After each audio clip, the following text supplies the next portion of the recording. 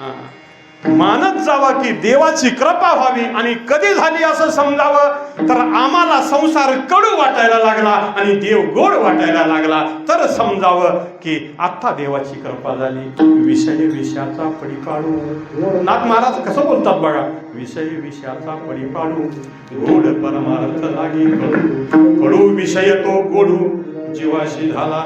विषय कडू असलेले गोड वाटायला लागले आणि परमार्थ गोड असलेला कडू वाटायला लागला. मग आम्ही अजून संसारातच आहे असं समजावं. तुका म्हणे कडू वाटतो प्रपंच, रोकडे रोमांच कंठ लाखे. ही एक भक्तीच्या क्षेत्रातली सर्वोत्तम अवस्था आहे. ती अवस्था त्या गोपीला प्राप्त झाली. म्हणून महाराज म्हणाले, आपुलियाचा विसर भोळा गोविंद कळा कौतुके.